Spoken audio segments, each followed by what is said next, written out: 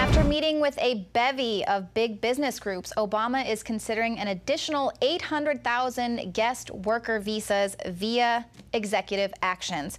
Now, numerous companies like Microsoft and Cisco have massively laid off American workers while pushing the Obama administration for more guest worker visas at a time when scholars and studies from organizations from the left, right, and center have debunked this notion that there is a shortage of American high-tech workers. But he just wants to bring in 800,000 more.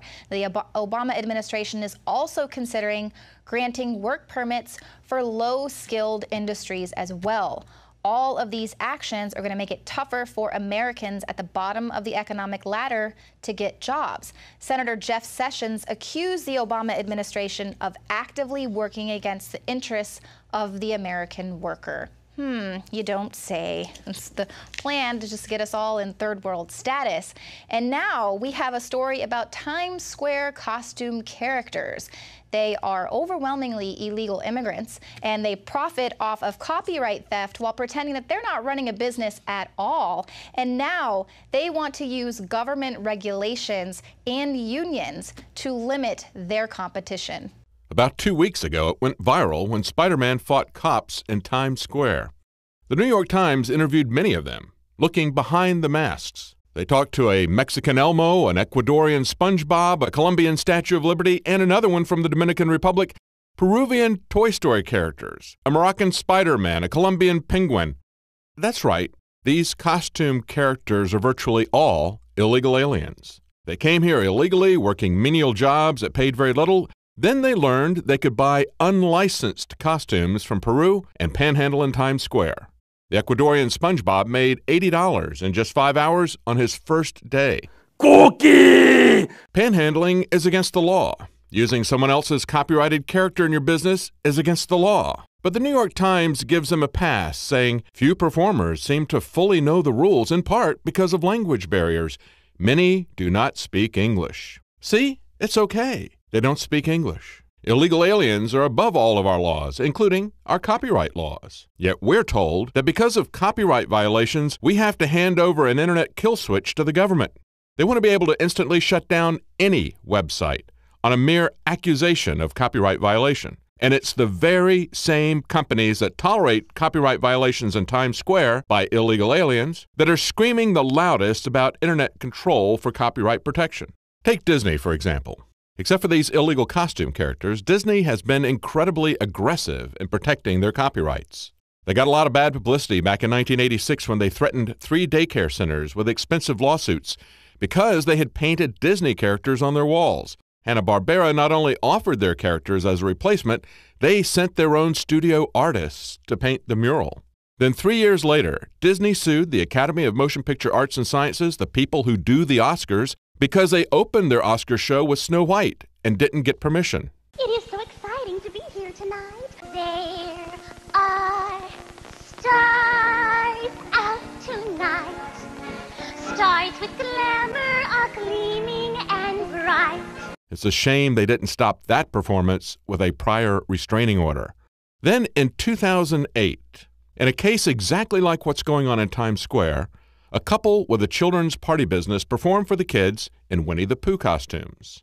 Disney sent them a cease and desist letter, which they complied with, except the demand to send Disney the costume. Instead, they returned it to the unlicensed Peruvian company for credit. The same company illegals in Times Square prefer to get their costumes from. Disney slapped the couple with a $1 million lawsuit, plus attorney's fees. And at the time, Disney said this: without firm licensing agreements, the company noted, it cannot control the quality and nature of the performance, the quality of the costumes, or the quality and background of the individuals providing the performance.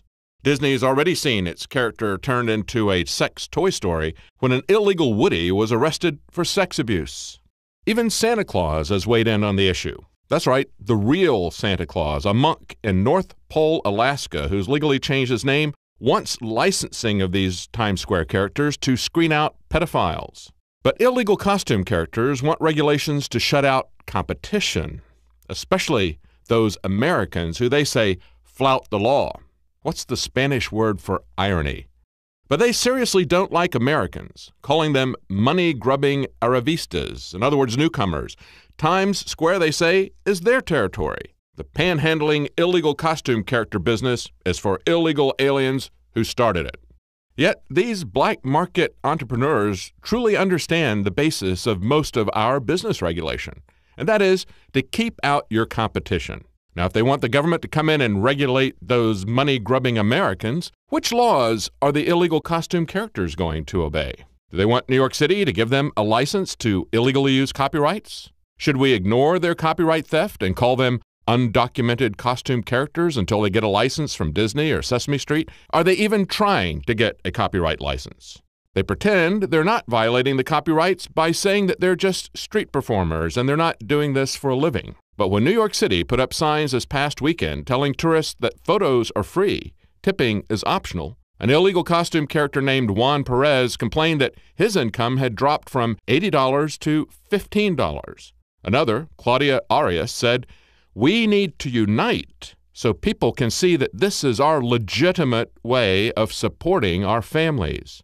But wait, I thought they weren't doing this for money, because that would be panhandling and copyright infringement. Now that the illegal costume characters have been caught in a lie, they're going to unite, and they're going to create a union so they can have political clout in town hall.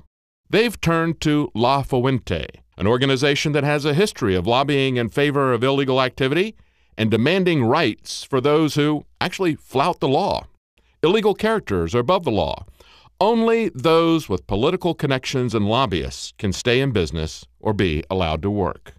The illegal costume characters violate our immigration laws. They violate our copyright laws. They intimidate people for money. They pretend they're not doing it for a living. And then, when signs are put out not to pay them, they organize into an Hispanic union to keep out what they call money-grubbing American Aravistas, who they say flout the law. Whoa! Who would have thought that Cookie Monster could give us such a comprehensive lesson on our immigration policy? Coming up, a community that is fed up with the martial law that has encompassed their city for the past few weeks demands that their voices be heard. I began to get into iodine a few years ago because it was helping me and my family so much get healthy and detoxify. I believe our research is conclusive. This is the best iodine out there. And I know this for a fact. Nobody else has got iodine based on these pure crystals, ladies and gentlemen. For a limited time, experience the ancient power of Survival Shield X2. Take advantage of this unprecedented 30% off Super Detox Special at InfoWarsLife.com. City of Austin tap water versus filtered City of Austin tap water. I can taste dirt in it. God knows what's in this. This has an aftertaste. Tastes like Austin water? Yeah, it does. Ugh. These people just sampled City of Austin tap water straight from the faucet. Next, we had them try a sample of tap water filtered through the ProPure G2.0 filtration system. High quality H2O. That one is better. Tastes like nothing. Yep, I know what good water tastes like. It's good water. Most tap water contains added substances like fluoride, chlorine, Monsanto's deadly pesticide, glyphosate, and many others. Studies prove that these substances are linked to an assortment of major health issues, including tooth decay, lowered IQ, and even cancer. It tastes like you're drinking out of the lake when you're drinking tap water. Yeah, it has that processed flavor to it. The ProPure G2.0 filtration system removes these deadly substances and many more, leaving only fresh-tasting, deliciously clean water. Okay, this is very tasty. It's good water. Refreshing. It's good. Go to InfoWarsStore.com today. Use promo code WATER and save 10% off your ProPure purchase. Again, that's InfoWarsStore.com or call 1-888-253-3139.